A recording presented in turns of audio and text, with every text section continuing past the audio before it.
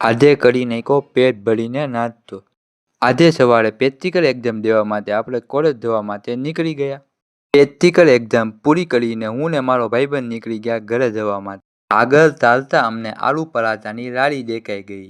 આ આલુ પરાઠા લાગતા હતા ભાઈ પીઝા જેવા. પછી તો ભાઈ આપણે લાલ ને લીલી ચટણી નાખીને ભાઈ ખાવા જ માંડ્યા હો. અમને વિડીયો બનાવતા જોઈને આ બેને થોડાક ફોર્મમાં આવી ગયા હો. થોડુંક આગળ ચાલતા તો ભાઈ ચાઇનીઝ રોલ દેખાઈ ગયો.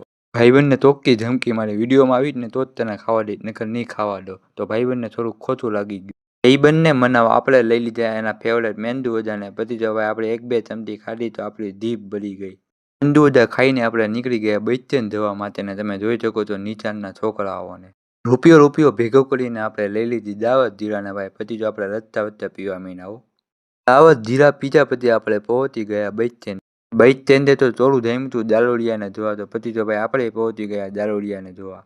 દારૂડિયાને જોયા પછી આપણી બાઈક આવી ગઈ ને આપણે નીકળી ગયા ઘરે જવા માટે. પછી આપણે થિયોલની 26 રૂપિયાની ટિકિટ લઈ લીધી. થિયોલ પહોંચીને આપણે ભાઈબંધને કહી દીધું બાય બાય. ઘરે આવીને આપણે મુંબઈનો હળવો ને અફલાતૂન ખાઈ લીધા ને પછી આપણે સૂઈ ગયા. સૂઈને ઊભા થઈને આપણે નીકળી ગયા દૂધ લેવા માટે. આપણે દૂધ લેવી ત્યાં સુધીમાં તમે લાઈક, ફોલો, કોમેન્ટ, શેર કરતા જાઓ.